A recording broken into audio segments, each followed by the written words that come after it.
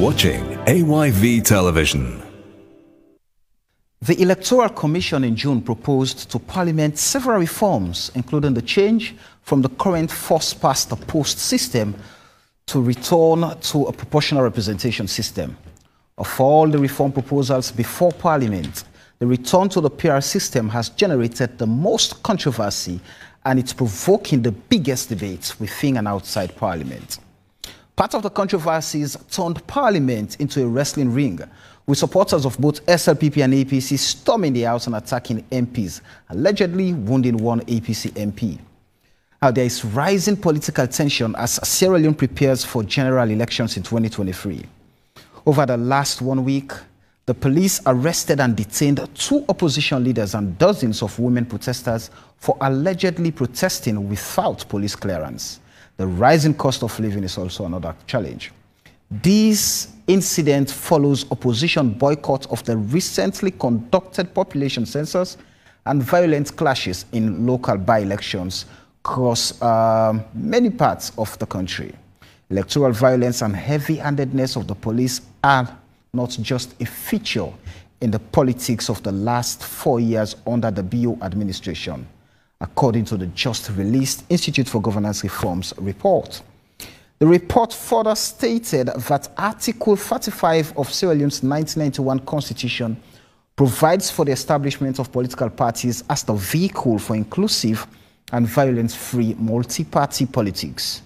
The Constitution expressly states that membership and leadership of parties shall not be restricted to any tribe, ethnic group or region, and makes mandatory setup and running of party offices in every region a requirement for registration and operation in Sierra Leone.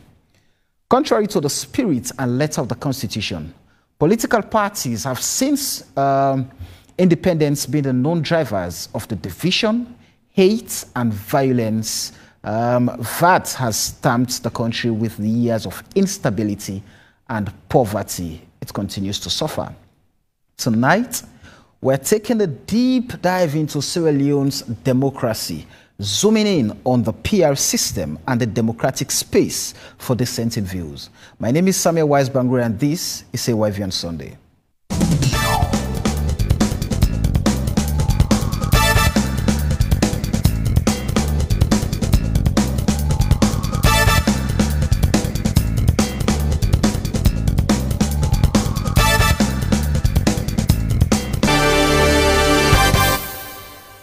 Right, it's a very warm welcome to AYV on Sunday here on Channel 33 on TV, on Radio FM 101.7, and on all different social media platforms, especially the AYV Sierra Leone Facebook page, where you have the opportunity to be part of the conversation tonight. Drop your comments, drop your questions.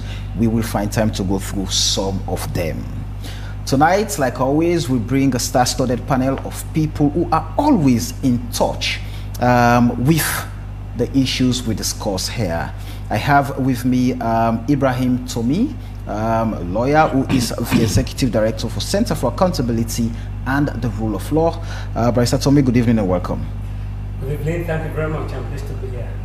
Right, I have Lenna Thompson. Lenna is a political science lecturer at Frabe College, one of the 3 constituent colleges of the University of Sierra Leone. Good evening, Lenna, and welcome. I am pleased. It's a pleasure having you here. Thank you. Right, I have from the Sierra Leone Parliament, Honorable Hindolo Gavao. Good evening and welcome to the show. Good evening, Samuel. Good evening, viewers. Right, I have Adi Macauley, lawyer who is a private legal practitioner and a public interest advocate. Adi, good morning. Good evening and welcome to AYV on Sunday. Good evening, Samuel. Good evening, listeners and viewers. All right, let's start off. I'm going to start off with you, Lenna, for obvious reasons.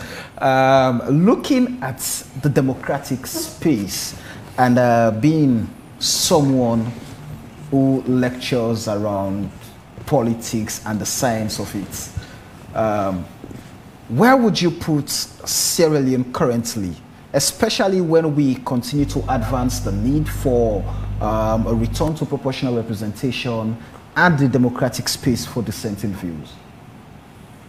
Well, if Sierra Leone, we all say that we are a democracy, but I must clarify it, we are a representative democracy, because a lot of people talk about democracy, and you could have a country like that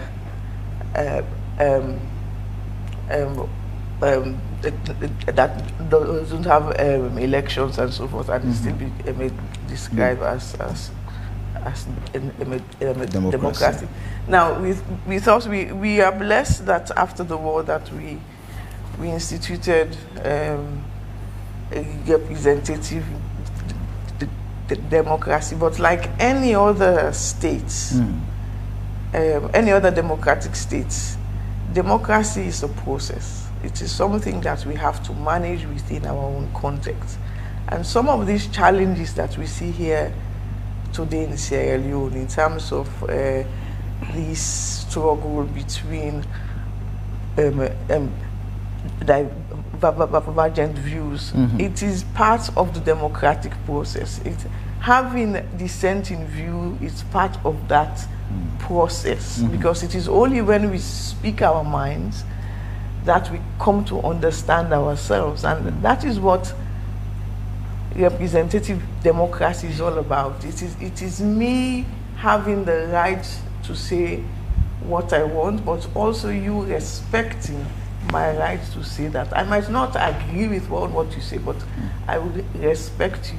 So in that sense, I think for us, we are learning this thing that is called democracy. And sometimes we sometimes take it too far, because we have to remember the kind of political culture that we have come from. So it is a for me, it's a learning process, and the things that are happening now in Sierra Leone are the challenges that we have to go through in order for our democracy to be sustained. Because what we don't want is to go back to the dark old days of civil wars. And we have to remember, it's been 20 years before, at the end of the Civil War, and there's a whole generation who doesn't know anything about that. So we don't want to go back to that state. So we have to be able to talk amongst ourselves. We have to be able to compromise and bargain amongst ourselves in order to ensure that this process that we are on, it is sustained and continued for my own children, my grandchildren, and so forth. You know, having qualified the type of democracy we practice, going back to the proposal the Electoral Commission is pushing, and government is also pushing, that a return to proportional representation. Does that in any way augment opposition, the democracy to that which we all want it to be? Well, you know, it depends on which side you are on the argument. For me, I don't. Electoral systems basically do not. You could have it say, some people argue that PR system is more representative. Fine, I don't have any problems with that. But the system that we also have can also be representative if we are able to manage it properly. But what we see is this constant headbutting of views and so forth. Again, when you instituting a PR system, we have to inform the people. We all also have to ensure that it is within a certain time frame. Okay, if we're now going to institute a PR system, elections are in 11 months' time. So how do we go about that process? How do we get the people to understand what those PR mean, the whole technicality of PR and so forth? I think that those are the main issues, especially when you're dealing with ordinary people. All right, let me bring in Barrister Tommy. I read your post on proportional representation and thinking that it's the best. I mean, if we were to talk about development and rewriting the narrative for development in Sierra Leone. So, looking at it, many arguments have been advanced as to why. In fact, nobody is saying. I've not read any position that proportional representation should not. I mean, we should not return to it. But the timing is what many people are questioning, and there are a whole lot of frameworks people think we should have laid before going into that. But looking at the first past the post and comparing that to proportional representation and the timing, where would you put both? Thank you very much. The first gripe I have with you is that I think when you were putting this panel together, you wanted a menu on this panel. you broadly said it. Honorable Gavao and Mr. Macauley are my seniors at the bar. Ms. Thompson taught me, that because, and by the way, I have a 20-year affection for PR systems. My dissertation, my undergraduate dissertation was on the PR systems, and I argued 20 years ago, just so viewers understand that I did jump onto this last week. 20 years ago, I argued that the PR system is best for our context. And I'm going to piggyback on Ms. Thompson's point about our democracy being a representative democracy. In fact, that is my strongest argument for a proportional representation system. Because a proportional representation system ensures that every vote, everyone who turns up, who shows up at the ballot, at the polling station to vote, his or her vote gets counted. You have a situation, and there are so many situations, not just in Sierra Leone, but even in advanced democracies like the US, where you have the current parliament. Let me start from Sierra Leone. You have at least 23% of parliamentarians who didn't poll even 50% of the votes cast in their constituencies. So you have a situation where the person who gets elected in the first past the post, I don't even know whether it is properly timed as first past the post, because there's no post. You may even just get 35% of the votes and get elected, depending on the number of candidates and how the votes are spread. So you have a situation where you get 35% of the votes, but if you have 8 other candidates pulling 65% of votes, all the other votes get wasted. So even first, it is not representative, it is not fairly representative. Secondly, it even discourages participation, because at the end of the day, let's be honest, if you did a survey today to talk about people's perception about these two dominant parties, APC and SFP, you'll find at least 30%, and by the way, there's data to support that. IGR did a survey ahead of the 2018 elections, and 29% of the persons surveyed said they would vote for a third party. Yes, so you have at least 30% of Sierra Leoneans who would like to challenge the dominance of APC and SFP. But honestly, they will be saying to themselves, it's a waste of my vote if I vote for a third party, because ultimately it's going to be either APC or SFP. We can go back to 1996. The third party, actually the UNDP wasn't the third party, some would argue UNDP one, but there was PDP.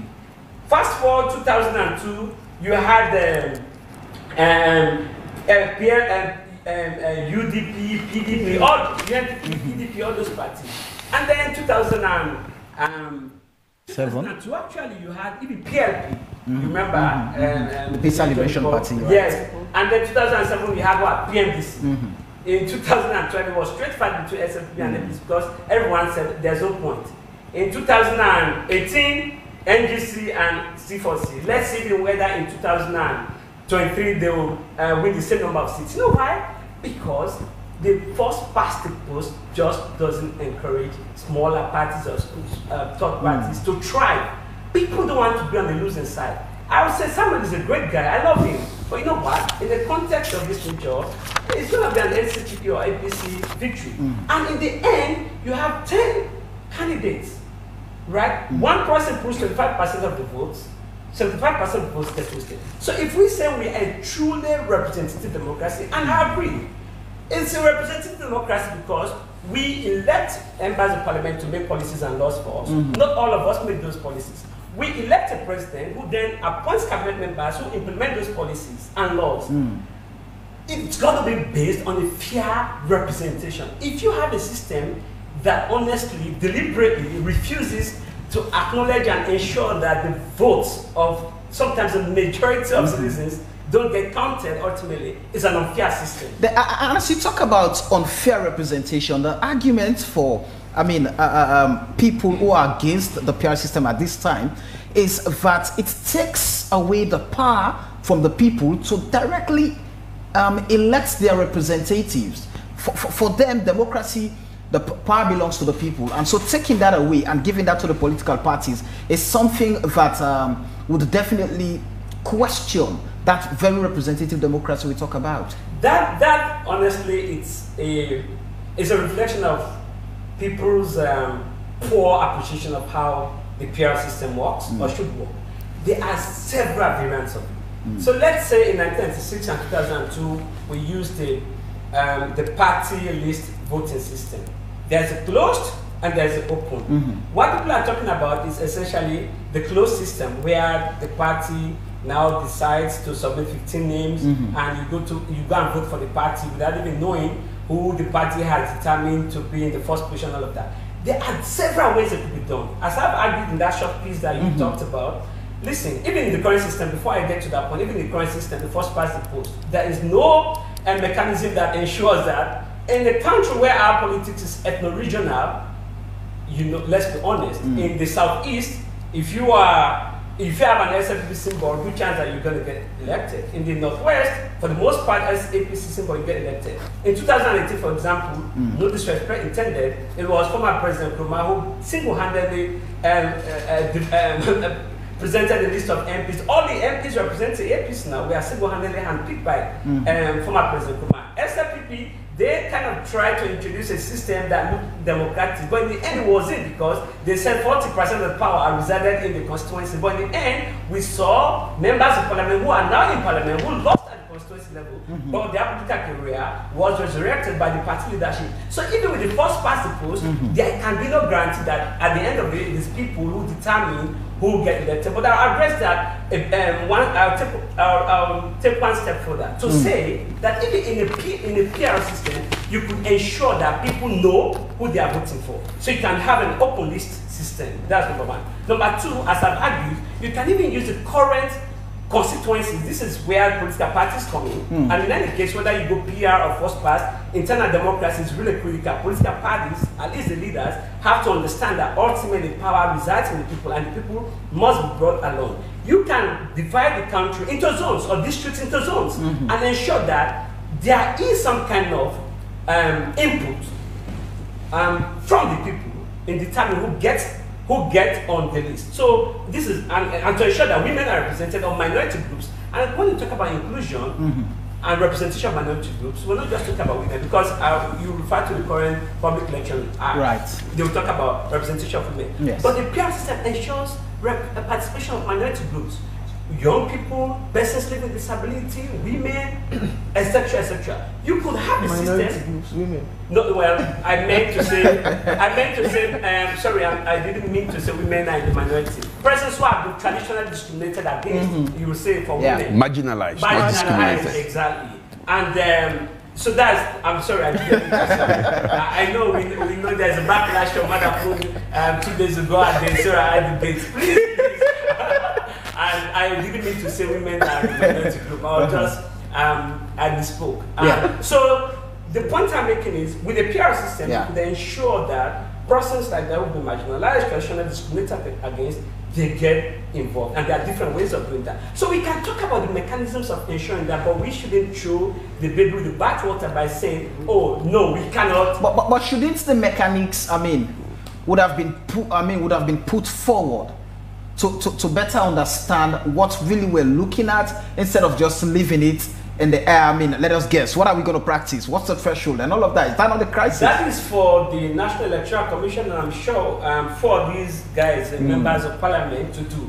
But what I'm saying, my understanding of the way the system works in other places, and by the way, you have 94 countries of the world that are practicing PR system, one form or the other, a variant of the PR system.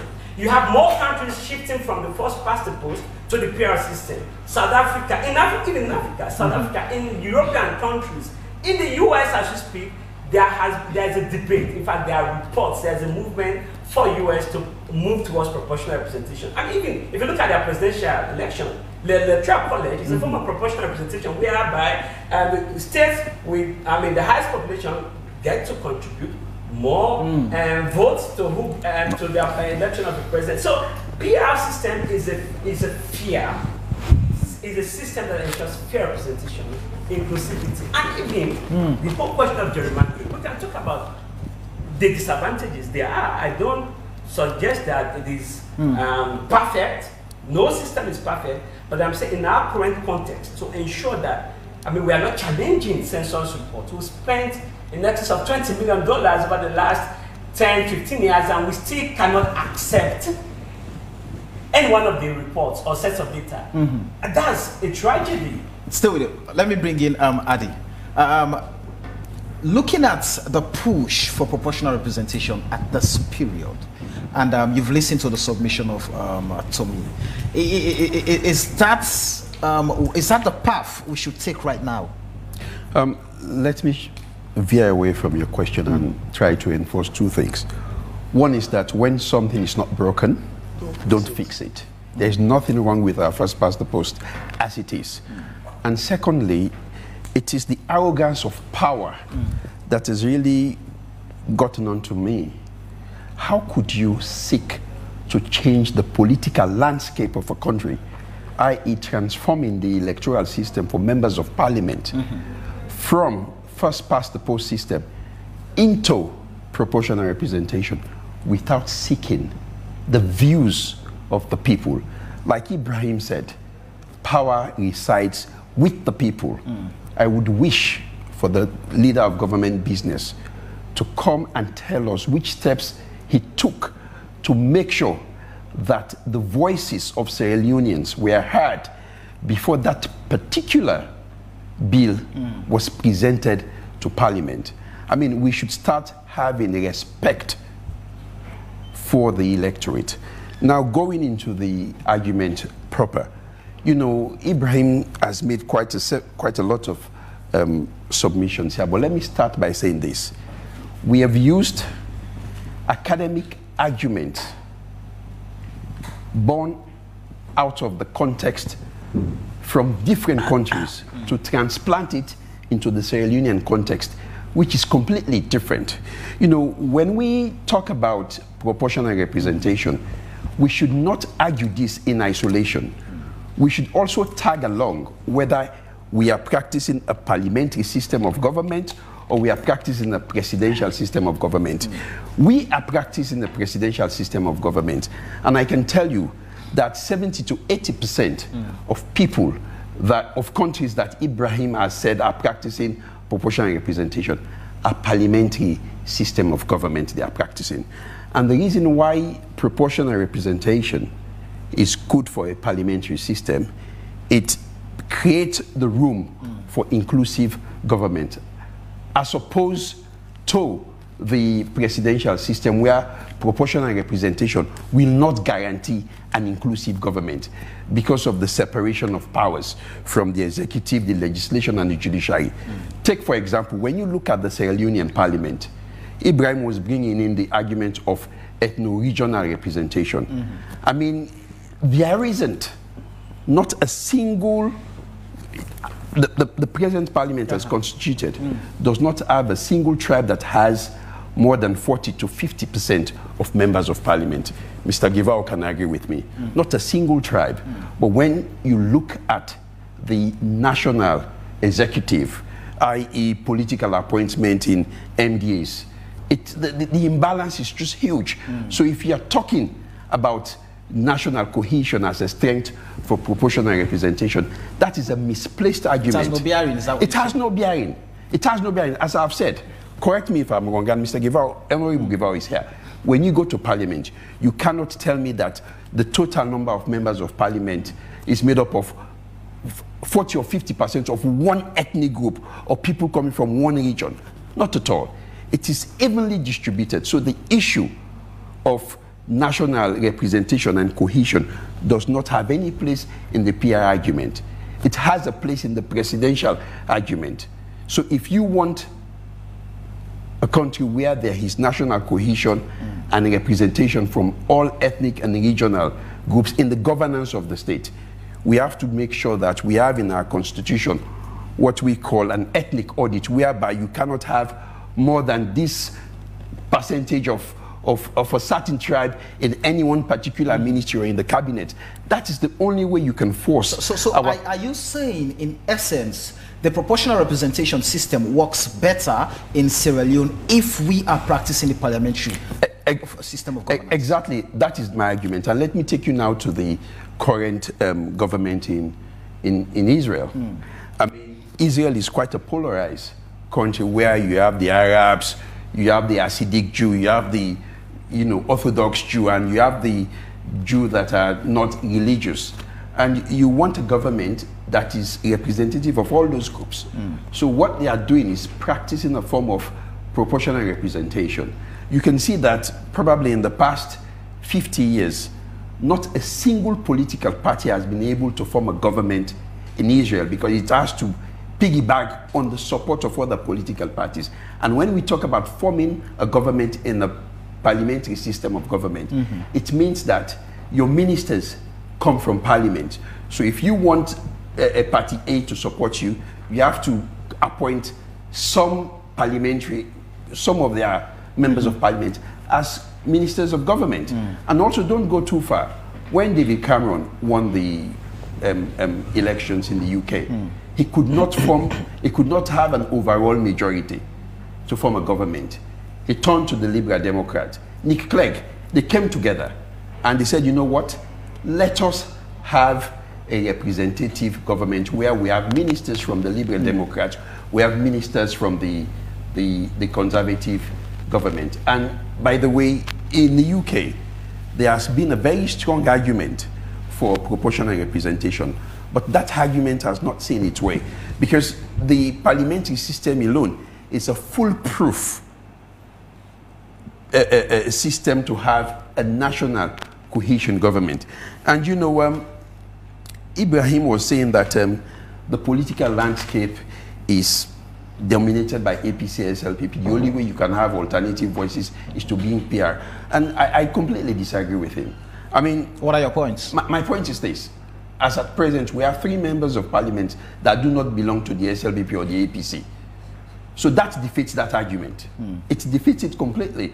And with the PR system, you are taking away the right of independent people who do not believe in the APC or the SLPP in having a say whether or not they can go into parliament. Because take, for example, if I look at I live in, constituency 130, and the candidates that have been brought up by the 2 political parties to contest for the elections are people that I don't have any trust in or hope in. I know they are completely useless.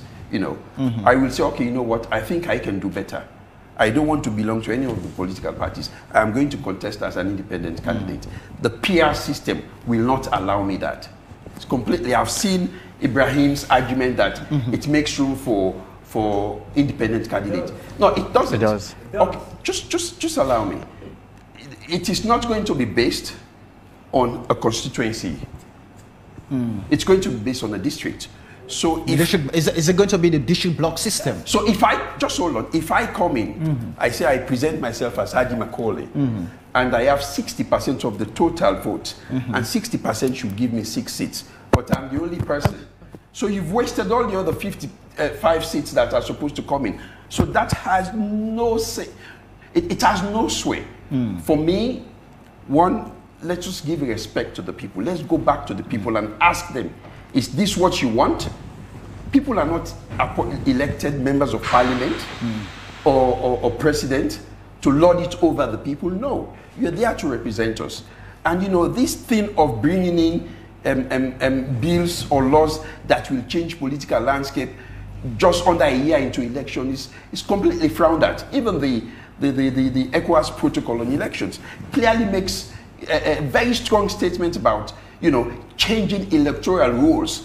I mean, it creates, and also the PR system creates rooms for corruption. So this is something we are fighting. So let me ask a question. Proponents of the PR system are pushing that it reduces the billions we spend on every by-election, and those monies could be used for other developmental purposes. It also reduces political violence, the hate messages, and all of that. And in fact, that is one of the reasons even the electoral system is pushing for PR system, because they feel like for far too long our political landscape has been divided.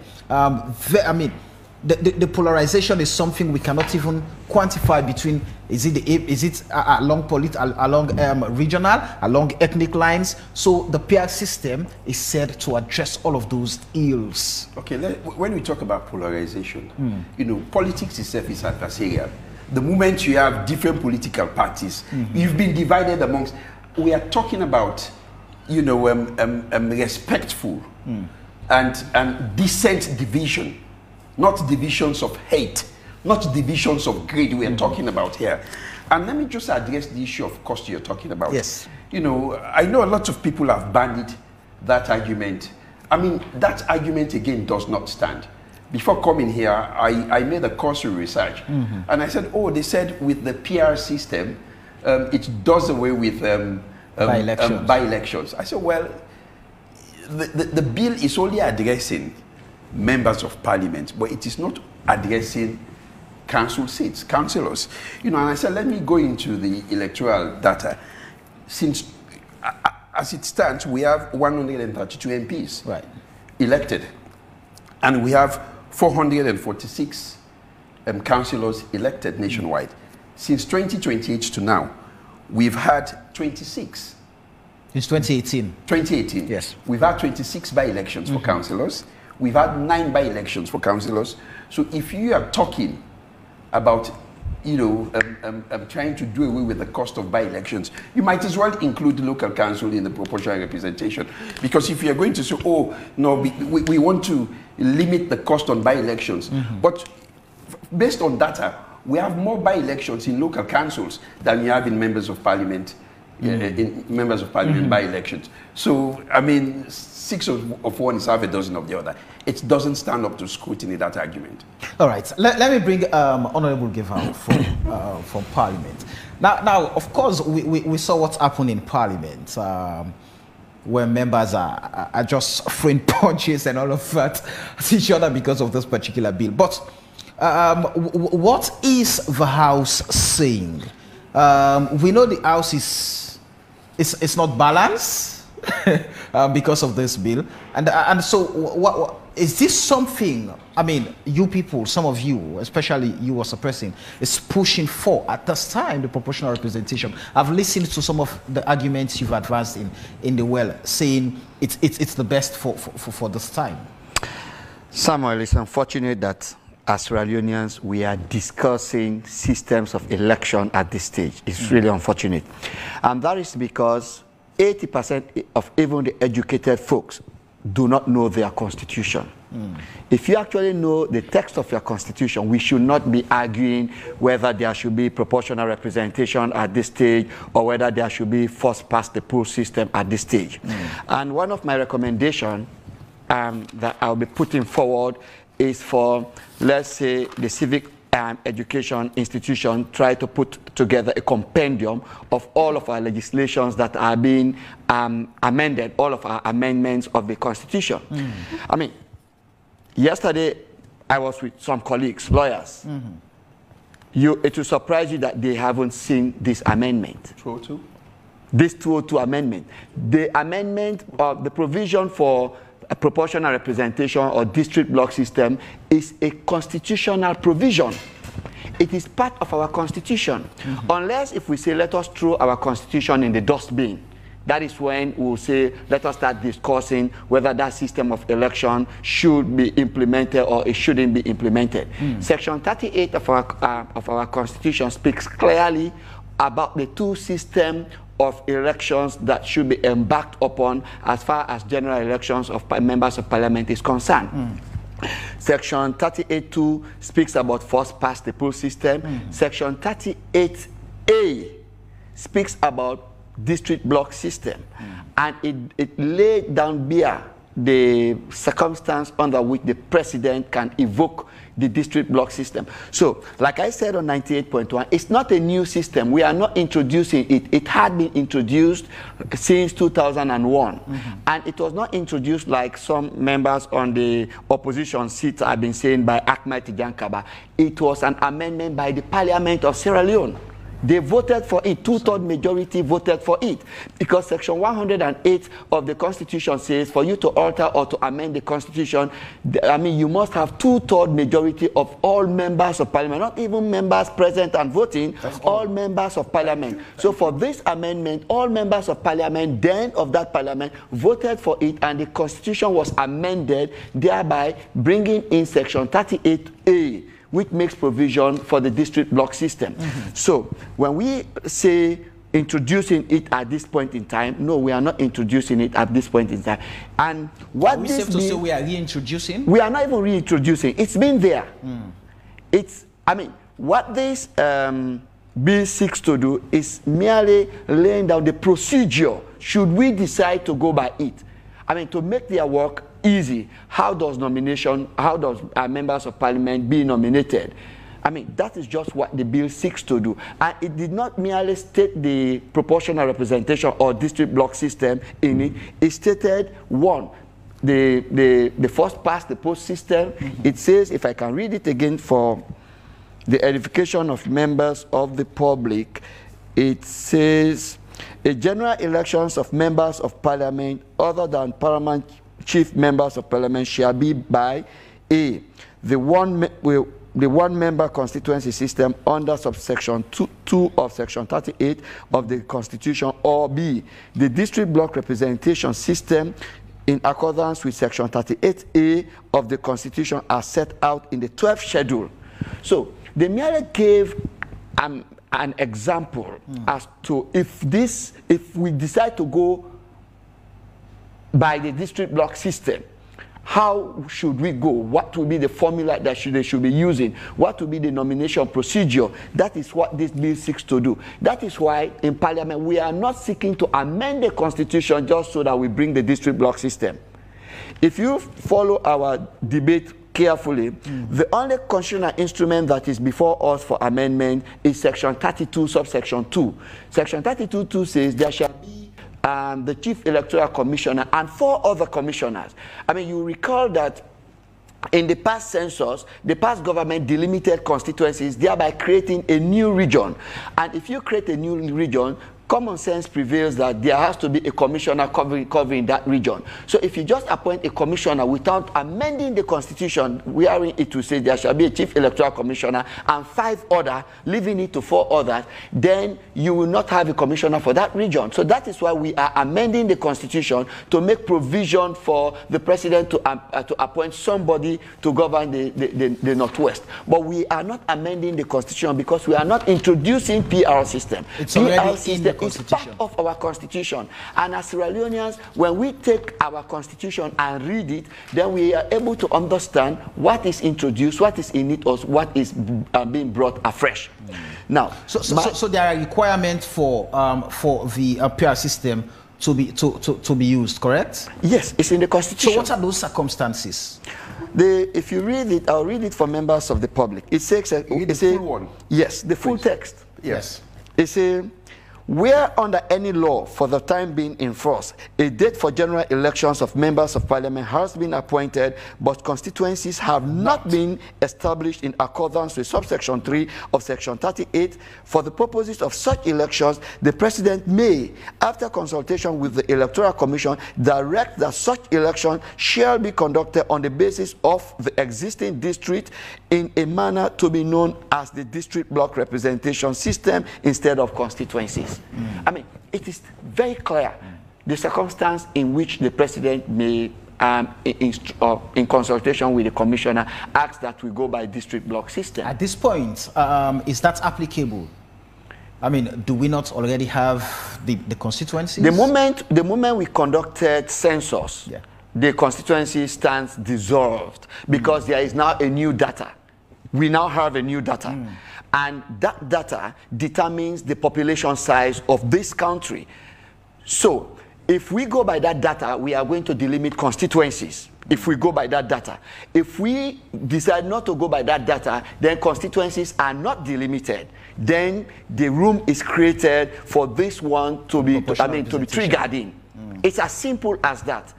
There is a new data that now tells you our population size. And like my brother over there was saying, in Sierra Leone, we have to be honest.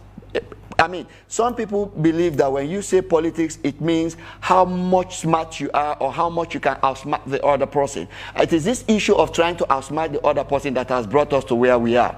In 2012, we had constituencies being delimited. I will tell you, in this current parliament, there are members of parliament that went to parliament with 2,000 votes. Whilst you have other members of parliament that went to parliament with 26,000 votes. I mean, where does the fair play come in? That is clear-cut gerrymandering. So oversubscribing members of parliament in one region as against the other. So if we decide to go by proportional representation, it calls for fair representation of every district as per the population of that particular district and takes away this issue of gerrymandering. That area, Samuel, once the president went to my constituency, he had to travel. At a point, he asked, is this still your constituency? And somebody said, yes. I mean, you have constituencies that are 3 times some constituencies in the north. I am being very honest. And we have to be very sincere with the people's money that is being used to pay us.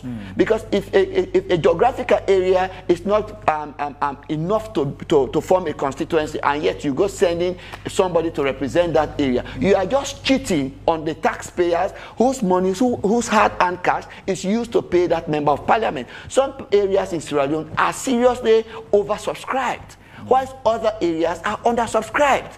So to solve that imbalance, I believe proportional representation can aptly solve it. Also, like the man who wrote his academic paper on this issue says, if you go to parliament, on the APC side, 99% of the people are Temnis. When you come on the SLPP side, 99% of us, we are Mendes. I mean, we have to have an inclusive government. Let us have a system where somebody comes from outside Sierra Leone and says, "Oh, you need not be a Timini man to become a member of parliament from the north." And it also gives us the opportunity for us to have the best of the best brains representing us in parliament. I mean, when you say somebody is a lawmaker, that person must be up to the task. It shouldn't be dependent on the weight of the person's or the depth of the person's pocket. I mean, proportional representation gives political parties the opportunity to actually look for the best of the best indigenes around the area or the demographic area where the seats for which the person will be representing exist. I am one person who actually believes that our parliament can offer more if we take our time to choose our parliamentarians. And that can only happen, honestly speaking, by us having the PR system. It is highly possible. Would have to yes, it is highly possible that with the PR system, I might not come out to be, one of the best for my region. There will be somebody better in lawmaking, in representation, and in oversight than I am. It takes away this burden from us of going to build toilets, going to build bridges, going to build schools. What you are going there for is to go represent the people as far as the 3 functions of a parliamentarian. How does that burden taken away from members of parliament when, in essence, the members of parliament tell them, but definitely so it can only be taken because those who will be selected by the parties will not go to the people and tell them or campaign to them. Is that how the burden will be taken? Now, once it is PR system, it creates room for political parties to be even much more careful. If you look at the bill, political parties are going to be presenting lists, and those lists are going to be endorsed by either the leader of a party, the chairman of a party, or the secretary general of the party. But these people that will be represented as it obtained in 2002 had to be chosen from that particular demographic area where the seat does exist. Like nobody will tell you that there was somebody taken from, let me say, the Gambia to come and represent somebody in the Kisidom. If you do that, definitely the people are not voting for the parliamentarian whose face, because on this occasion, the face of the parliamentarian is not going to be on the ballot paper. They are going to vote for the symbol of the party. But if they know that the person who will be responsible to them, as far as lawmaking or taking information to them, is not somebody that they actually know, definitely they are going to sway their vote towards another political party who might have chosen somebody within that particular area that they are comfortable with. Okay, let me bring in Lenna. I mean, it's quite interesting looking at all of having listened to all of the submissions.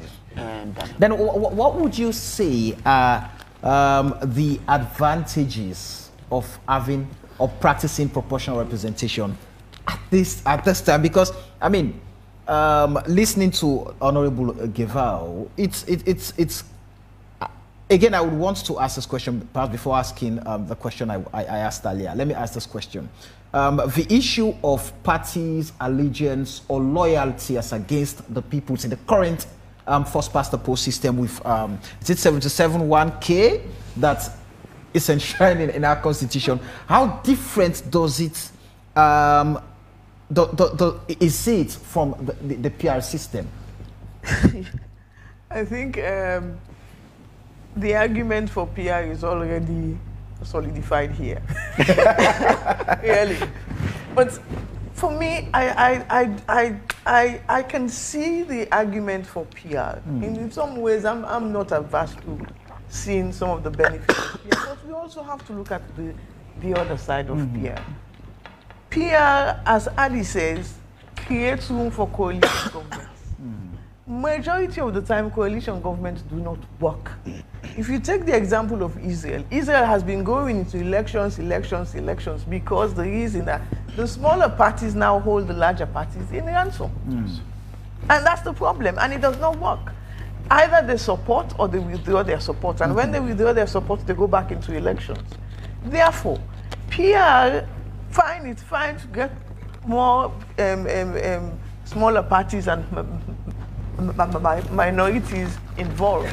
But at the same time, we have to look at effective governments as well. How effective are those governments that are held in ransom? Secondly, I do not necessarily agree with the idea that with the electoral system, our electoral landscape will change. Because what we have in Sierra Leone is a landscape that is embedded with violence, embedded in dangerous rhetorics, and so forth. Does PR guarantee that we do not have that? Because I don't think there is any kind of guarantee. When there is an election, political parties are fighting election, obviously we're going to have that kind, because that is what, unfortunately, that is what we know in Sierra Leone. So for me, it's when you talk about representativeness, it's not about the electoral system. No electoral system is foolproof. So the system cannot really solve the problem. Exactly. First past the post system, you say, oh, we'll have more women, we'll have more minorities. There is nothing stopping political parties getting more representative. The problem in Sierra Leone is that our political parties have failed.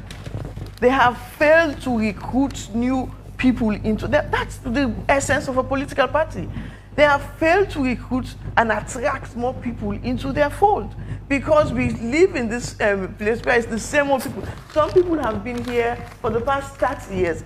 Some names I'm hearing today, I had them when I was 2 or 3 years of age.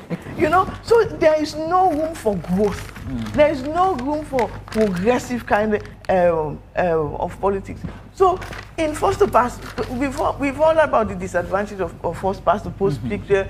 It's very unproportionate, as they say. But at the same time, the onus is on political parties. For me, I really feel that political parties can bridge that gap, can get more women, can get more disabled groups and so forth. Because people are attracted to the message that they send, their ideology. Our political parties do not have ideology. They do not have a vision. They do not have, all we see is APC, SLPP, this, that, whatever. I oppose, you oppose. But at the same time, you have to grow. So I don't necessarily think that an electoral system will change the kind of politics that we practice.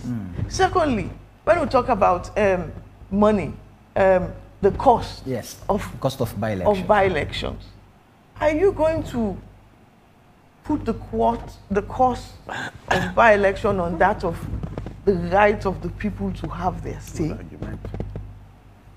Are you going to equate it? By-election, when an MP dies or he resigns, it is the right of the people to go back to the polls and elect who they want. The beauty of first past the post system is that I know who my MP is. I can have a relationship. Unfortunately, in Sierra Leone, because we are not doing it as it should be, we don't know our MPs. Okay, when you take those examples, it is how we practice it. No, I don't think no electoral system would tell us that we should not fight. Because we all are scared now for 2023 that it's going to be violent. That is why all this argument about PR is coming from. Oh, it will be less toxic, it will be less this. How do we know? People are so they are so interested, or they get so much things out from this acrimony that we have. Also, when we talk about inclusiveness, again, I agree with Aggie. It has to do, and inclusiveness, social cohesion, it has to do also with the executive. There is nothing wrong in stretching your hands and say, this is what we want to do, and so forth. Because at the end of the day, we are all in Sierra Leone. We all have to have the same vision of where we want to see our country in the next 5, 10. Let me ask you this question, Lenna. In terms of representation, Ibrahim Tomi submitted earlier that in 2018, for example, he is aware that the chairman and leader of the APC single-handedly, unpicked members of parliament, those who, and of course, he also brought that to the SLPP. It was seen as if democracy was prevailing, but at the end of the day, the leadership again had to make the decision in 2018. So, how is that different? It's not going to be from different. The proportional representation? It's not going to, that's what I'm saying. It's not going to be different, because then you're going to have a list system where it's the party executive that are going to sit behind closed doors, whether it's open or closed list, is the people they want that is going to go on the list. That man who might be number 4, 6 or 7 on the list, who might be the most popular one in the constituency, might not even get elected because you take first 5 or first 3 or whatever. That is the problem. So it does not matter for me. This argument to and fro, I can see the arguments for first past the post and PR system, but we have to look we have to look at our own system, put it in our own context, put it how ordinary people. We bring in PR system now. Ordinary people would not even understand. They don't even understand how to vote first past the post. And I'm not being any kind of whatever, but this is the fact. Right. You people have to be taught. You go, you cross the under. Exactly. Imagine PR system now, we bring in no education or limited education. It takes time, okay? It is because each political party has to send in its list. We have 27. I can't. About 17 exactly. political parties. You know, so these are all the technical problems that we're going to have. But the simple thing about first past the post system, it is simple. It is simple. It is easy. You go, you cross one name or one symbol, you go home.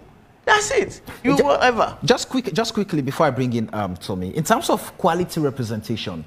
I know for certain the first past the post, for example, if I live in a particular constituency, say at the cell close, and that close business that they do makes me so popular, and a political party will just approach me, oh man, you're popular, so can't contest for you here. Now, yeah, and that questions quality, but because of popularity, it gives me that opportunity to go and represent the people. Does the PR system guarantee quality representation? It does not. Because, you know, what do we mean by quality anyway? You know, it does not. It means that any Tom, Dick, can actually go there, have a little word with the party executive, give them some money. And get the spot. Exactly. And your name is at top of the hill. And unfortunately, I don't know about people in Parliament. I don't want to insult anybody here. Or outside, and I don't want whatever. But at the end of the day, when we look at it, when as outsiders looking at the debates in Parliament, we don't see quality. What we see is people fighting, people whatever. How does that help our democracy? And somebody said to me, oh, well, it's not whatever. There are people also fighting in Uganda and whatever, and standing on tables in Uganda. That it does not matter. The kind of message that we have to send, our young kids are watching, That's not the kind of role model that we want to see. People go around saying they are honorables and honorables. Honorable people do not fight in parliament. That's the thing. You know, so for me, it's irrelevant what we talk about electoral system or not. Our body politic is just toxic. And until we deal with our issues as Sierra Leoneans, ensure that we have a common vision, ensure that we have a patriotism, ensure that we don't put self before party. That's the problem. All right. Tommy, let me ask this question about corruption, that the PR system fears corruption in its practice, in the sense that already we have in the bill pushing the dual citizenship trouble. That, I mean, if you hold a dual, you can be elected as a member of parliament. That's what it's also in the bill pushing. And the corruption, those who are against proportional representation are talking about is, I would just come from the US, I mean, have some dollars in my pockets, I'll just go to the leadership of one big political party. Hey, I'm interested in that seat. How much can I pay for me to get that seat? And that, at the end of the day, does not really give the people the type of representation and what the people really need, because, I mean, that spot was bought. So how do we handle things like that? So clearly, I think a lot of the concerns I've had about the PR system being democratic, and to the extent that people do not participate in determining who gets on the list. Yeah. It's a party hierarchy that makes that decision. As I've said before, you can institute a process that allows the ordinary person to determine who gets on that list. We already have constituencies that we might rename as zones, as I argued. Let's say you have a district that will return 15 MPs. You divide the district into 15 zones and make sure that anyone who is interested, and by the way, we talk about violence and we're saying, oh, PR system may not reduce violence. Yeah. It does reduce it. How? It decentralizes violence. Because remember, with the constituency, you have to fight over this portion. With the district block PR system, it's the totality of votes in the district. Just for you and the party in that district, not just from one corner. So you have to go across the district to be sure that you are pulling votes. Because at the end of the day, it's about the number of votes you pull. So let's say there's a threshold. The way it works, there's a quota. Yeah. Let's say you have 100,000 voters in Western Urban. And so it depends on the formula. Let's say you have the additional ways to do it. Yeah. Then they say Freetown has what, 10 seats. And so the moment you get 10,000 votes, you are in, right? So you will need to now get votes. So if somebody say you live in Central, someone votes for you at Wellington, it counts. Yeah. But Tommy, if you live in Central and somebody votes for you at Wellington, do you know the problems of Wellington? No. So this is the point. The point we're making is, and I will respond to that. When you have a district block, I like the name district block, you even have a possibility of all the members of parliament representing that district coalescing to work in the interest of the district rather than what we see in parliament. Honorable Gavao has to travel to his small constituency perhaps every month, twice. Spending There's a better chance of members of parliament working together in the interest of a district, a whole district, rather than one constituency. So on the issue of violence, you may have to fight in Wellington, fight in Central, fight everywhere. You may not even have the resources. So the district level should just be one. All over the district. But that's one. Yeah. So on the issue of how to get on the list, yes, there is a clear way you could do that to make sure that the everyday person participates in that. But I mean, Samuel, let's step back a bit and understand where we are. So that doesn't appear like, again, this is not to make a case for those who are pushing for PR, but we didn't start this conversation today. In 2009, there was a forum. NCs organized a forum. It was called the Kingdom Declaration, where citizens, including civil society and political leaders, met and said the PR would be preferred. Post-2018 elections, the EU funded an international expert. He came here, spent some time here, and put out a report. One of the key recommendations by that EU-funded consultant post-2018 election, way before we started having this conversation, was that it's about time that Sierra Leone returned to the PR system. So there is a lot of literature on why Sierra Leone needs to return to the PR system. But I'll respond to a few comments that my learners quickly then. On when I talked about dominance, you talked about 3 independent candidates. Let's be honest. It's still APC SFP dominance. What's the percentage of 3 independent candidates? And for all you care, those independent candidates, we know the voter on the side of SFP because these were persons who are denied SFP symbols and they won. And that's the point. That's the With the PR system, if you are not placed on the list, you will not be able to have your... I was going to respond to the other point. It is not true that in the PR system, you cannot run as an independent. In fact, in the current system that it's not NEC now, ECSL is pushing, clearly there's a rule for independent. So this is how it works. So the fear is, in 1996, we did not have that space. We did not. In 2002, we did not have that space. Yes. So what's the assurance that that space is going to be created now? Listen, these things don't happen in vacuum. They happen because there is a law, there's a policy, there is a mechanism for that. All we are saying is this is how it works. There's a quota. As I've said, if Freetown has 500,000 voters, and they say 50,000 is a quota for 1 seat, you run as an independent candidate, you pull 51,000, you get in. So if you pull 10,000, sorry? If you pull 10,000, you're entitled to 5 seats. No, you're not entitled to 5 seats. Well, you've wasted the seats. No, you have not wasted any vote. Oh, yes, vote. you have. You have not wasted any vote. That vote is not going to be wasted. In fact, if you use the largest remainder formula, it ensures that even 1,000... It's expensive. It is expensive system. It is not, in fact, it is cost effective, I'll argue. But let me move on. Clearly, there's a role for independent candidates.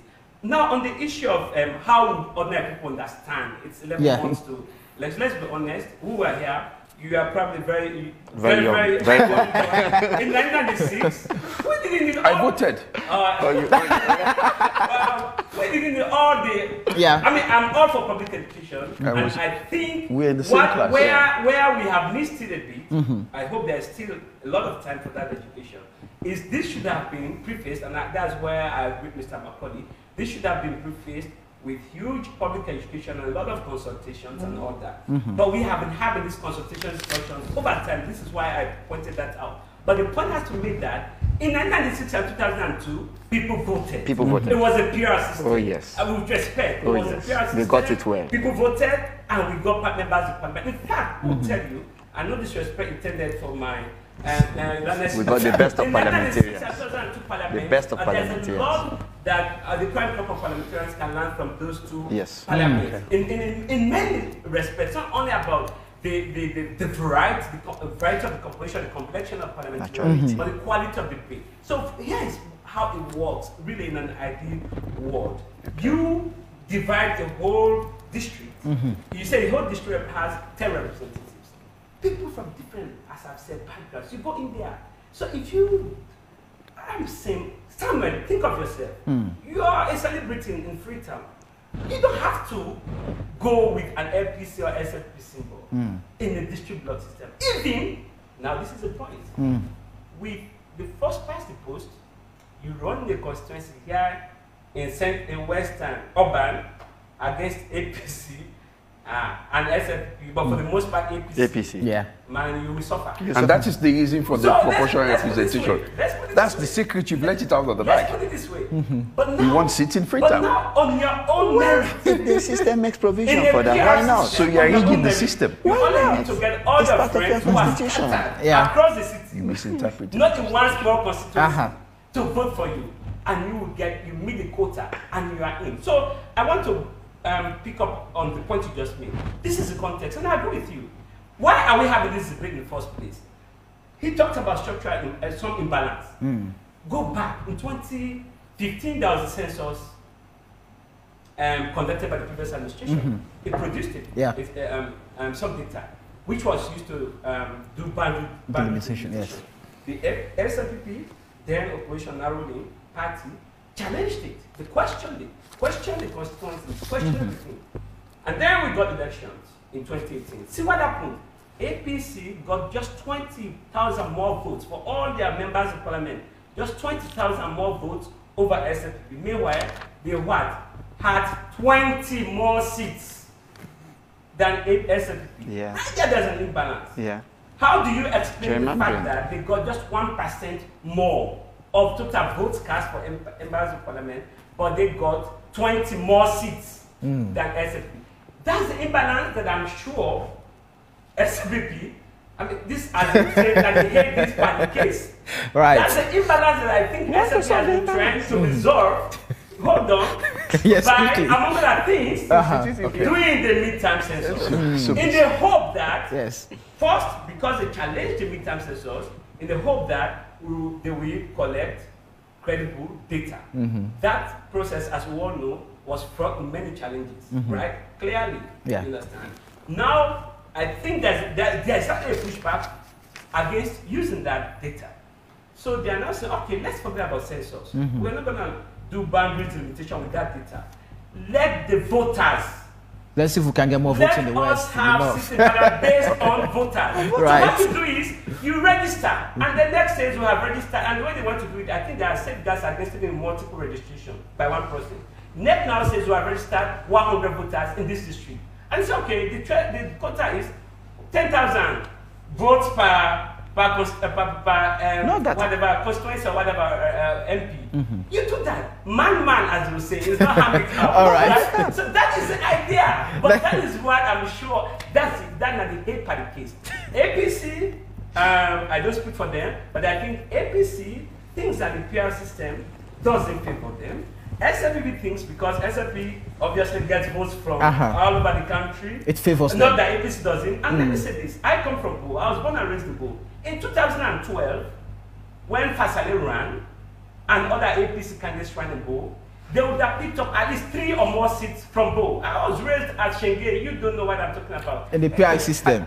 Interestingly, I attended St. Francis Bo till I was in class 4. So and I was there since I was 6 months, so don't assume for me. APC will win seats in Kalimas. Oh yes, they win seats in Kailam. They win seats in Kailam. Okay, let me hear you. Okay. So for me, so at the end of the day, it is not even about the voter, it's about the party. Exactly. So yes, go ahead. So now, my colleague Ibrahim Tomia has really tried, but has not been able to convince me. You'll be convinced. And your mind is made up. And these are the reasons. He's still unable to answer to the problem that I identified in his assertion that an independent candidate can contest. So this is it. We are going to see if you have up to 30% of the vote, you can have 3 seats. So we have an independent candidate that has 60% of the votes. He cannot occupy 3 seats. What do you do with the 5 seats? It doesn't make sense. It doesn't add up. That is one. And secondly, my late brother, and may Allah grant him Al-Jannah, Honorable Sharifu Kasim Keru, in the 2018 elections, he pulled the highest number of votes in the Western area. But assuming that we had a district block system, and he's not one that is really favored by the political party he comes from, he's placed right at the bottom of the list. Even though the AI comes from voted massively for the APC, but if it were the PR system and his name is placed at the bottom of the list, he would not have been the first choice. No, he would not have even gotten in because there is no way SLPP cannot have seats in Freetown. So you would have deprived someone that people voted for just because you are insisting on a PR system. Also, that is undemocratic. And the PR system takes away the control of the people over their members of parliament. When members of parliament know that when they come back for re-election, they would have to meet the people in primaries, they will think twice in trying to have some connection with them. You know, my good friend here has also tried, Honorable Gavao, but he has given us half-truths. I wouldn't say he's lied. We have section 35, 33 of the Constitution, 38 of the Constitution, which basically tells us that the country shall be divided into constituency, and each constituency shall return a member of parliament. NEC can, not less than every 5 years, not less than 5 years, not more than 10 years, redraw the boundaries of constituencies. And in 2002, it was a situation where we do not have constituencies because there was no census. Everyone agreed without controversy that let's have a proportional representation. And let me just get your bill there, your 2002 Act. It says here, that is the inserted section 38A, it says, where under any law for the time being in force, a date for general election of members of parliament has been appointed, but constituencies have not been established in accordance with subsection 3 of section 38 for the provision of such election. The President may, after consultation with the Electoral Commissioner, direct that such shall be concluded on the basis of existing districts in a manner to be known as the district block system.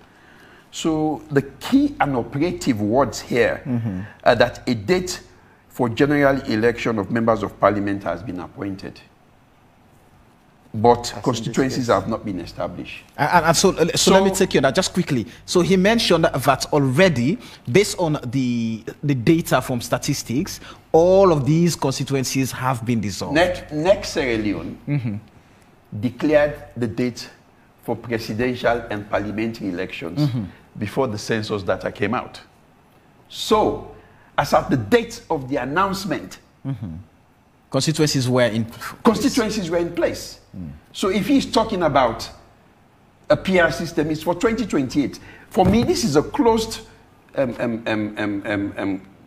argument.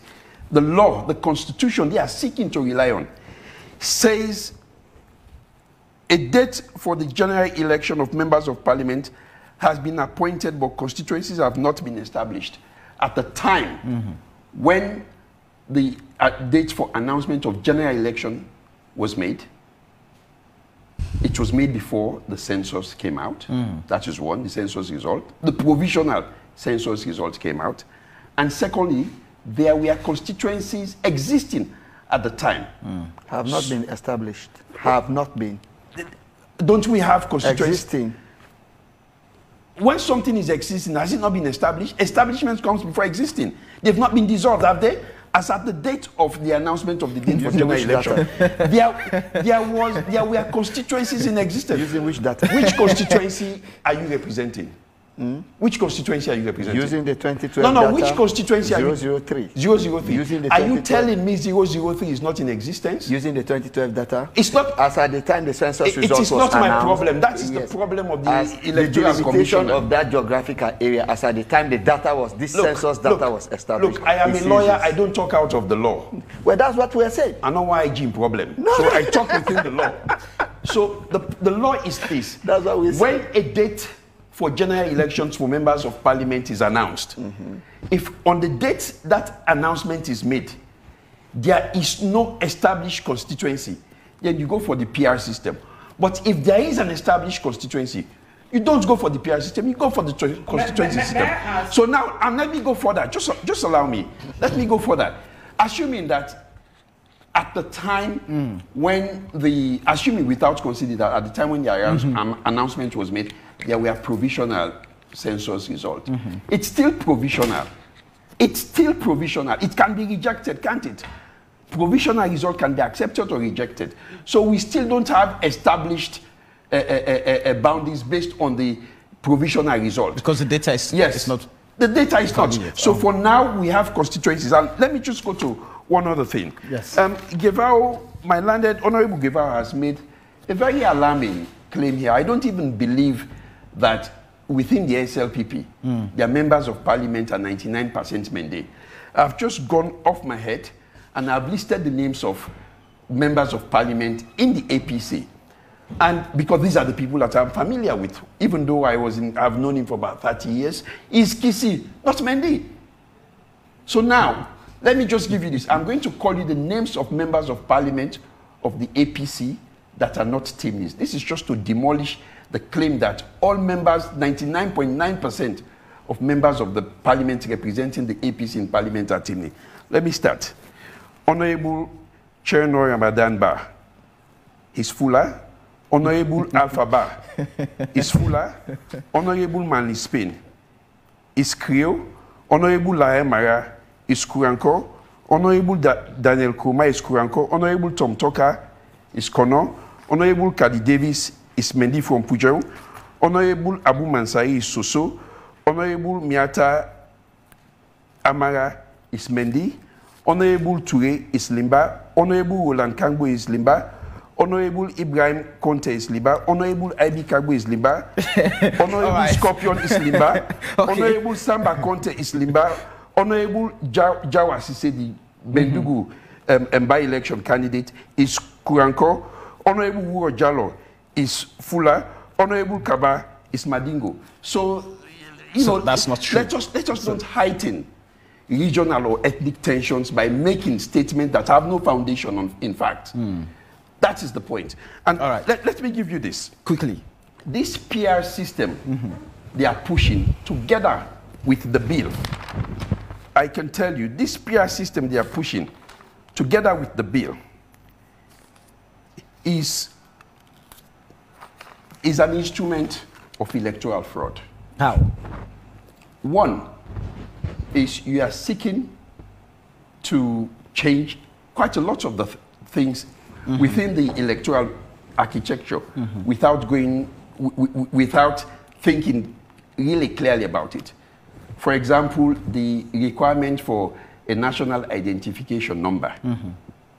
You know, on the 25th of May, 2021, people call me, how do you tweet? You tweet. So I made sure I went back to my tweet on the 25th of May, 2021. I tweeted that the long queues that I see seeking to register with the NCRA, I said, I am encouraged. I said, but the problem is there are logistical problems with malfunctioning of the NACRA registration machines and also electricity problem. I said, so they should give extended time. They did give extended time, but I can tell you, my staff at home queued for 2 days. She could not register. So do you want to disenfranchise her because of the incompetence of NCRA? That is alarming. Okay. It is alarming. And secondly, you have this bill proposing that where there is violence in any polling station, correct? The returning officer has the power to cancel. So now we see constituency 110. How you call it? Is it man? 3 times.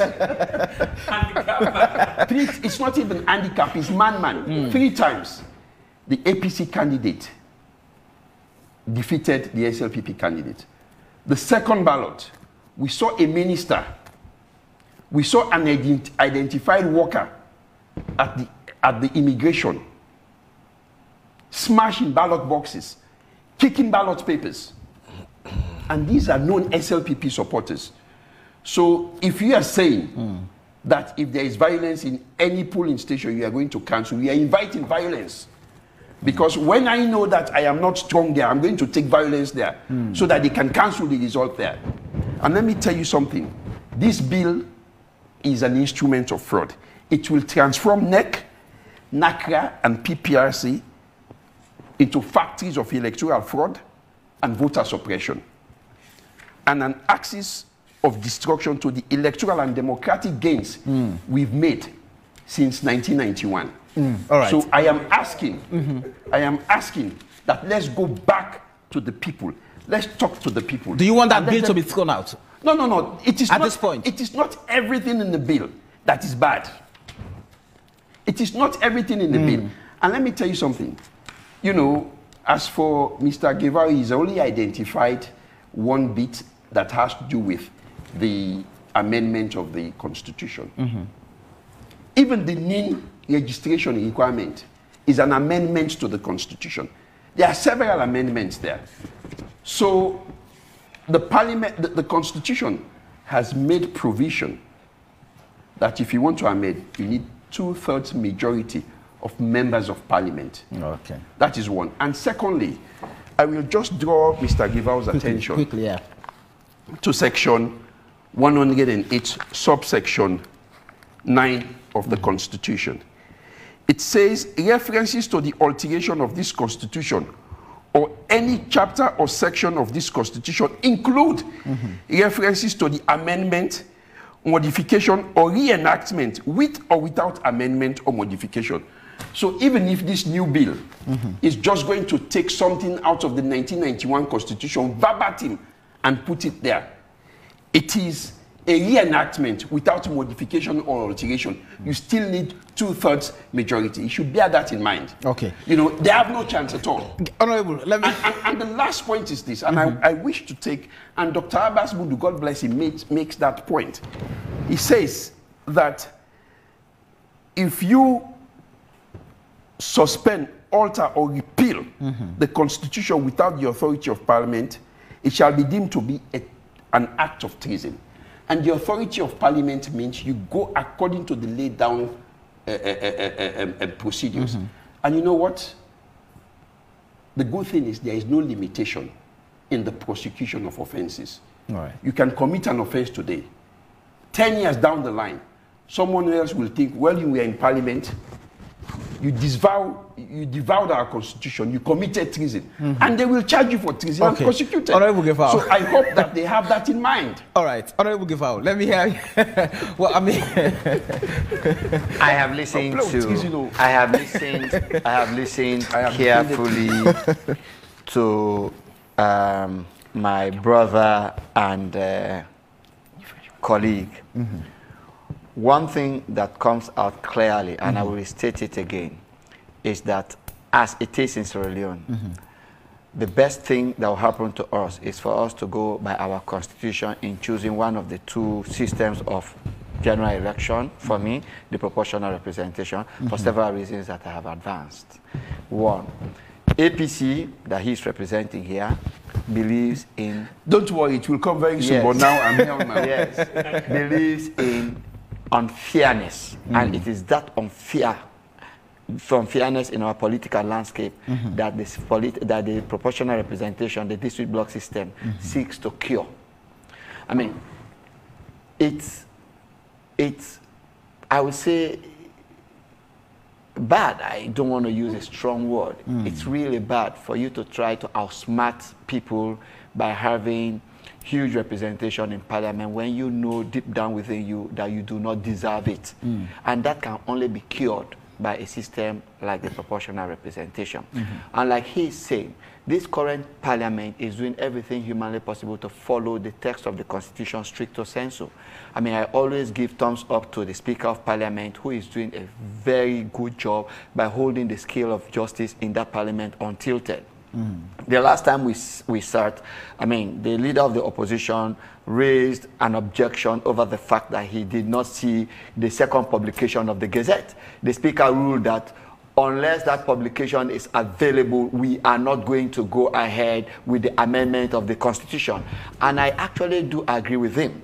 What I'll admonish my brother here to tell his members of Parliament is for them to be at the well of Parliament to debate this document and to ensure that they sit right through the process, particularly during the committee stay. That is where area where I respect Honorable Daniel Kuruma, one of the MPs on the side of APC, Honorable Daniel Kuruma, Honorable AKK, and a few others. When we are making bills, they make sure they sit through. That is one of our functions. I mean, this is a mere proposal. And this proposal is meant for us, members of Parliament, for us to go and sit through it. Like I said earlier, it is not this bill that is reintroduced introducing, reiterating, or bringing back proportional representation. Proportional representation is part of our laws, and we are merely trying to make sure we use it as a system of election during this particular time, which we had used before. My lady sister there was saying it calls for huge education. We got it right in '96. We got it right in 2002, and it was really very easy. And like my brother said, when it comes to representation, you want your votes not to be wasted.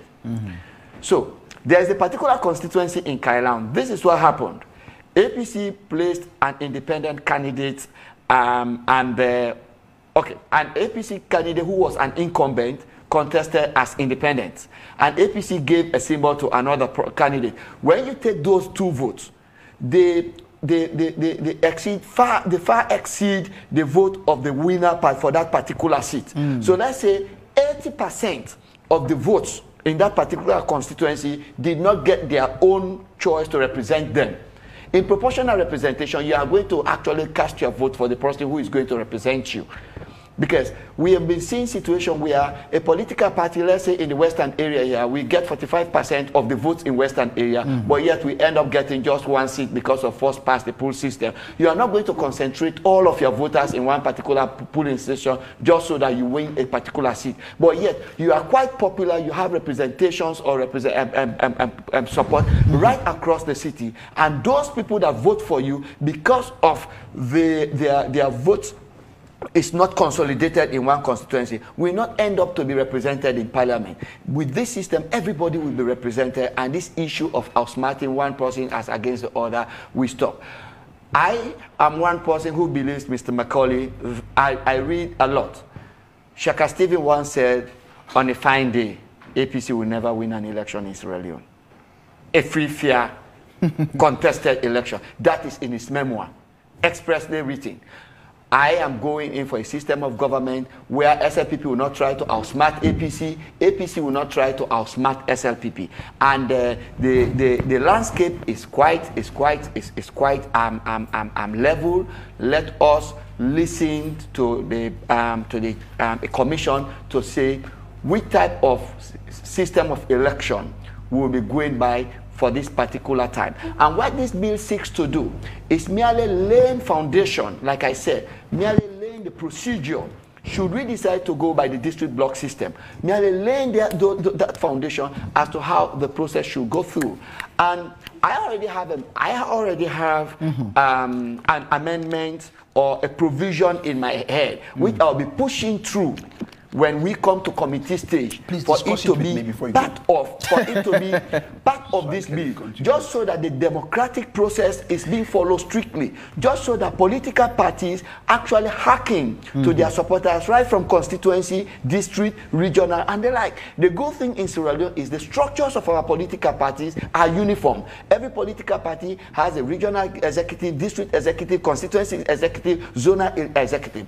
Before now, APC used to go by selection, quite undemocratic, but the new generation of politicians have pushed them heavily, and there is now a judgment in the court that they have to go by elections. And if they go by elections, it will be very democratic in choosing their candidates that will be on the list, just as will be democratic in choosing the candidates that will be on the list for any other political parties. And this system of government will actually create room for smaller political parties to actually win seats, just as independent people who my colleague is afraid will not be represented, will be represented in winning seats. So for me, I say again, it's a fair system, and it is good that when an institution believes that their laws does not meet the trend of event, that they come to parliament so that there are amendments to those acts. In 2012, this act was amended by the APC. SLPP did not boycott. The problem we are faced today in Sierra Leone is APC believing that boycott will actually give them the necessary answers. And if they keep boycotting this particular bill, will the bill be enacted? Oh, certainly so. Oh, okay. Let me just butt in. Let me just butt in. Yes. No, before he goes, let me just 30 seconds. Yes. You can jail. IG Sobula can arrest all the APC member of parliament, and that bill will still not pass, because even if you take all GNGC, C4C, and 14 paramount chiefs and add them to the SLPP numbers, they will still not get 2/3 Well, that majority. is what my colleague is missing. There is no constitutional amendment in this bill. So you think? think? Let me tell you, we have gone through it. You have colleagues in Parliament. Honorable Chairman Majuba is a very seasoned lawyer. Alphaba is a lawyer. The only constitutional amendment in this bill is the one that has to do with the appointment of the commissioner. And who tells you when we get there if that commissioner instrument is not amended? Who tells you we will not just delete it? Okay, all right. So by boycotting, gentlemen, let's bring in our viewers, gentlemen. Let's bring in our viewers. Peter Beckley is saying a brief experiment with both the proportional representation national list system in 1996 and the district list system in 2002 did not only facilitate the conduct of national elections during the most challenging times in our country's history, but it sought to and successfully unified this nation by including most of the diverse political units in the governance structure, which helped us to achieve peace, reconciliation, and relative stability at our most volatile era. Unfortunately, I have to say this before I continue reading. We have hundreds of messages. Time would never permit me to even take more than 10 of those messages. Please, guys, you would have to understand with us here. Amara Alpha is saying proportional representation electoral systems are used to elect candidates to parliament and local government councils. And PR is the term that describes, all right, just let me know your contribution. Interesting. This is one of the punishments I have to go through. The messages, which one should be read. Momo Vandi is saying, we often talk of democracy, but we fail to recognize that there are many forms of democracy adopted to the nation's need. For example, in the USA, the president is never elected by the general populace, but rather the electoral college. The electoral college system, we can say it is undemocratic in many ways. Egori and Madam Clinton would have been president and not Bush or Trump. Why should people continue to compare the US and Sierra Leone? This is sickening, to say the least. Can you compare the understanding of people in the US and that of Sierra Leone? Guys, be honest to yourselves. Usman Dumbuya is saying that there is no need to debate about this so-called PR system while elections are around the corner. The people of Salone are not ready for that. Kaberu Jamal is saying, Ronald George Stone is saying, as I've said before, the PR system isn't a bad idea. However, the timing is somewhat suspect in that there could have been a consultation with electorates and the stakeholders in the advantages of the PR versus the current system, which will give the electorates enough time to digest its relevance. But as the elections are around the corner, it will look as a rush instead of having a proper consultation with all concerned. I'm going to take at most 3 more messages. Marcel Sema said, we would continue to remind you that the Public Elections Bill 2022 is a bad law. Anyone trying to make it sound good is trying to get you to support a law designed to help the previous regime rig the 2023 elections. Your MPs should reject the bill if they mean well for the country. Ronald Abu Bangura is saying, none of those, the PR and first past the post, will solve or strengthen our national cohesion. Sierra Leoneans vote wisely considering the current parliament wherein we have C4 CNGC who came less than a year and even independent candidates. The last message I'll take is from BK. BK saying APC and they are okay. I'm not going to go through that. The Public Elections Bill 2022, we must emphasize, is an anti-democratic effort to introduce a despotic legislation into our evolving democratic culture. It is not helpful to good governance. Lawrence Bangura. I have to again say sorry. But just quickly, Eddie Grant is saying the PR system encourages political parties to campaign beyond districts and provinces where they are, or where the results are expected to be close. The incentive on the PR system is to maximize the overall votes, regardless of where those votes might come from. Every vote, even from areas where a party is electorally weak, goes towards gaining another seat. The system restricts the growth of what's often termed regional freedom, with the PR systems rewarding minority parties with minority of the votes the scenario is less likely to lead to situations where a single party should hold all the seats in a given province or district. All right, I have to all the messages there. And just quickly, so as but let me take few minutes to just quickly have your take on the issue of dissenting views and what opposition have described as seeming clampdown on that. If we take into consideration the recent Black Monday protest and the arrest of opposition leaders Femi Claudius Cole, Dr. Dennis Bright, and those women who were also arrested in the police term, they were not given clearance to go on and protest. Where does that leave our democracy? You know? Where does that leave our democracy? As I said before, in any democratic state, the idea of tolerance is paramount. There has to be dissenting views in order to ensure that our democracy is sustained. I know we have to go get permission or to notify the IG of police for us to protest. But the important thing, that's fine, okay? The important thing is that majority of the time, IG does not grant that a right.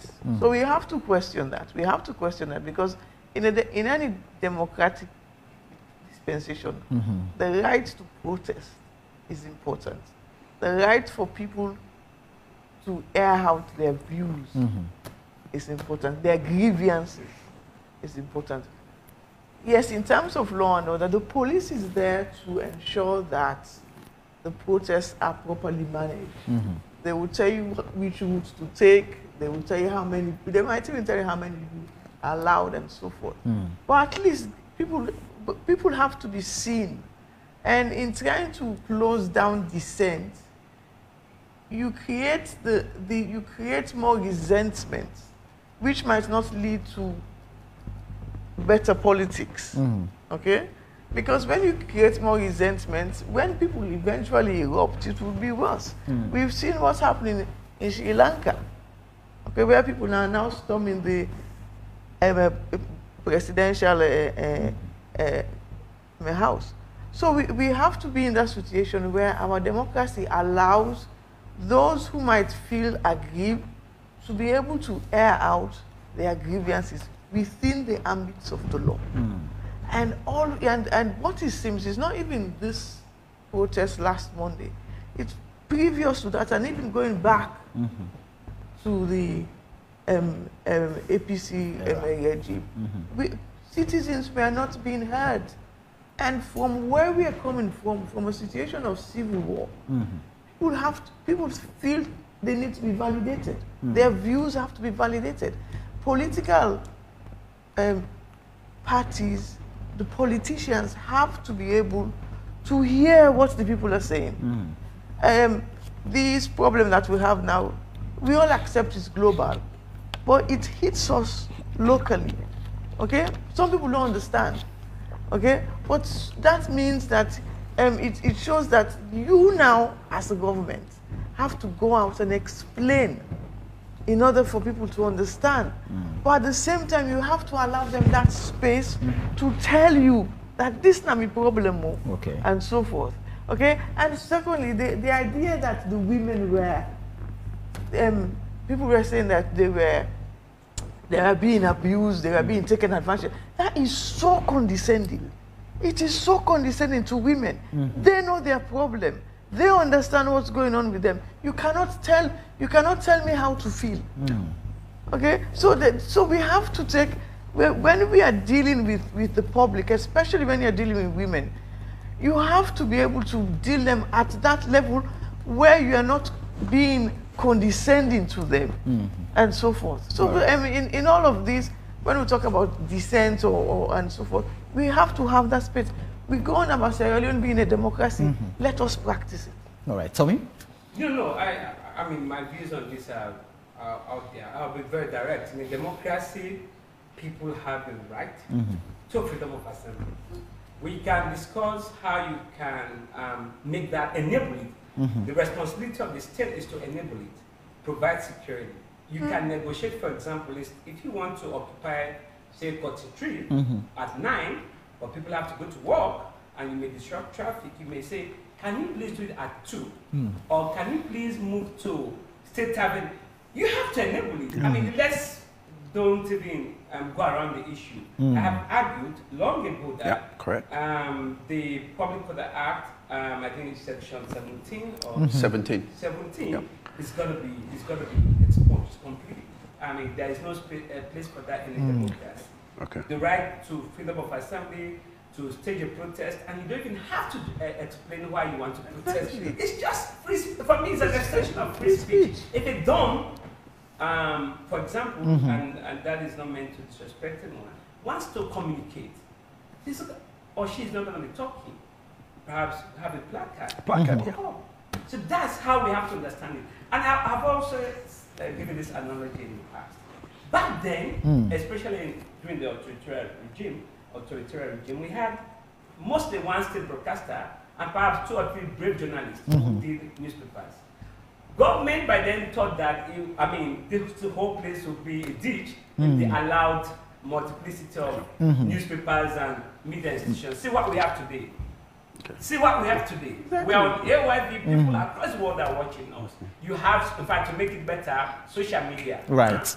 Think of a number of times they mention the name of my name. We have nothing to do. Think of a number of tweets. They put out. So it's just unfounded fear on the part of the government when you keep stopping people from protesting. Allow them to protest. I tell you, listen, let me say this to you. When people start protesting, you call a protest and you start begging people to come and join you. Exactly. But when the 10 people show up, exactly. We've seen that. You go to the West, you see 10 people stand there, they are protesting. Nobody cares about them. It's just unfounded fear. So we've got to move. It's a mindset thing. All right. And the police got to change. But let me just quickly, please, respond to a few things. In a minute. I've been championing the bill to respond. In a minute, go ahead. Oh, the PA bill is bad law. Again, with respect, not everything. So many things. Not everything. Like said, no, there are very good things there. It proposes a number of amendments. For example, even village elections. NEC has been conducting village elections. Without knowledge. It wasn't provided for. So there are so many things. Let's do, as I said, at the beginning of this conversation, really back to that. But the other point I wanted to make about violence, and my learned senior talked about that. I don't think it is as simple as that. Once there's violence, you cancel the vote. It is saying that if it affects on during counting. Yes, during counting. You could actually return the result.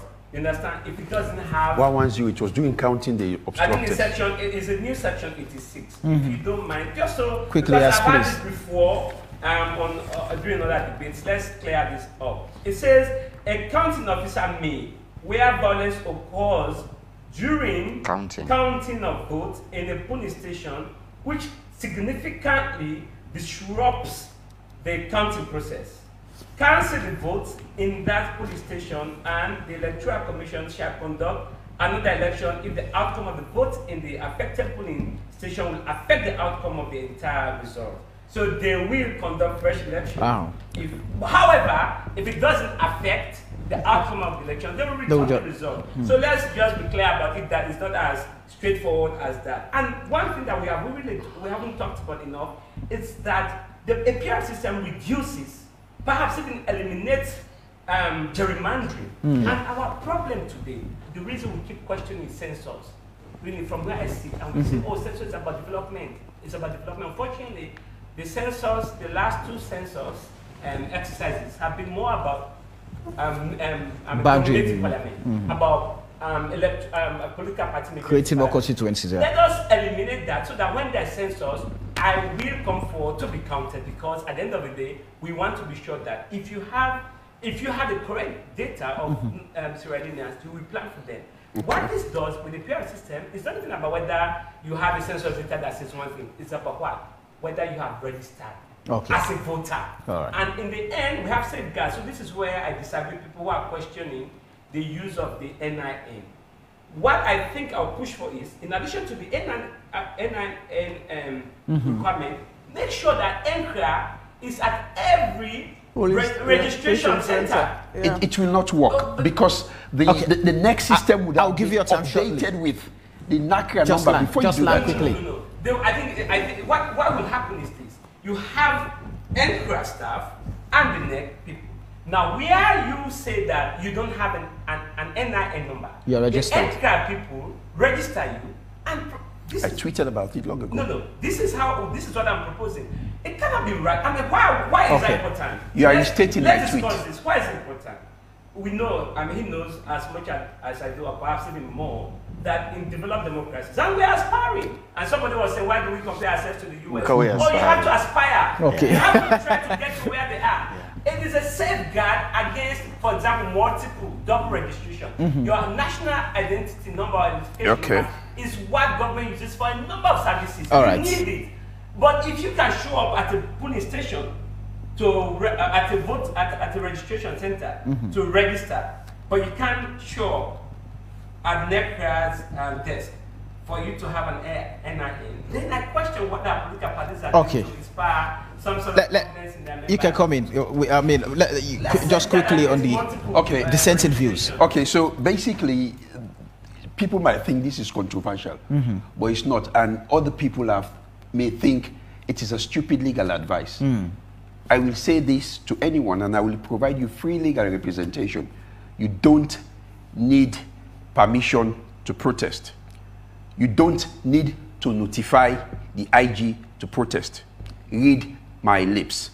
I am a strict interpretationist, and I will read section 17 of the Public Order Act. It says any person who intends to take part or takes part in organizing or holding any procession shall first notify the Commissioner of Police. The key word there is any procession. Now, I have checked the meaning of procession. It means that a number of people or vehicles moving forward in an orderly fashion, especially as part of a ceremony, a funeral procession. So if a group of women wearing black on Tuesday go and stand in front of the office of the IG with placards saying that this IG Sovula is transforming the SLP into a regime protection force, they've not committed any offense because they are gathered there and the Constitution makes provision for freedom of assembly. And there is nothing in the Public Order Act that prohibits protest. It says procession. Procession. I will challenge anyone on that. And I will emphasize that is not a stupid legal advice. Okay. That definition is in the law. Okay. The Procession. Is not defined in the law. It's moving from one place to another. It's simple. So that I don't start messing people. And they say something like this. My take on Dissenting views is I will advise members of the public to actually seek to express their views within the ambit of the law. You see, us lawyers, we have very comfortable homes.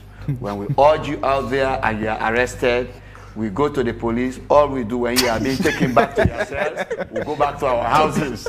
You understand? My interpretation. So all I will ask, It's not possession. I it's mean, protest. it is good for your voice to be heard, your voices to be heard. And I will always ask the Inspector General of Police to actually look at their concerns and see how best he can provide security for them so that their voices are being heard. I mean, I am following the Sri Lankan issue. If somebody bottles in grievances so much, the outburst of it normally is not good for a nation. Let us see how best we can be vetting their concerns and allowing them the space for them to assemble. But if the law says no, you cannot, please obey the law. Don't hack into our advices too much. And I always push that let us look at a system of governance that will be free and fair for all. Okay. Let us stop outsmarting others, particularly seeking for censors simply because we want to do gerrymandering, whereby one particular region is oversubscribed as against the other region. It's not fair to taxpayers whose money is being used to pay those members of parliament who in the first place ought not have been there because the area they represent is not up to an area that can form a constituency. All right. The welfare bill then. It's been stopped. Stop it. You're talking about Let's leave that for another day. You're talking about taxpayers' money. Well, I'm really ready. You see, Samuel, I am so ready to discuss the welfare bill. And as Sierra Leoneans, we must discuss wage. He's in support. We must discuss wage differentials. Right. We must. We will discuss that. You will have one person in one institution and in 50 million loans. Some other person in with the same qualification in another institution, even doing much more. We will discuss that. I mean, I have many members of parliament on record. Thank you very much. All right, it's been a pleasure having all three of you. I mean, gentlemen and the lady. It's always a pleasure having all of you here. In case you missed part or whole of this conversation, a repeat of it comes up on Thursday, 10 p.m. So you can follow the entire show. But again, next week, same time, same session, a fresh edition of AYV on Sunday comes up here on your home of all things credible, factual, and all times balanced. Many thanks to Lawyer Ibrahim, Executive Director for Center for Accountability and the Rule of Law. Lenna Thompson, a political science lecturer at the University of Sierra Leone. Macauley, a private legal practitioner and good governance advocate. And of course, Honorable Hindolo Gavao. Many thanks to all of you and to all of you, our viewers and listeners, including those of you who followed us on Facebook. The show has been AYV on Sunday. My name is Samuel Bangura. And up next is the Housemate Salon Prime. So let me take you right to that all. Take care of yourself and bye-bye.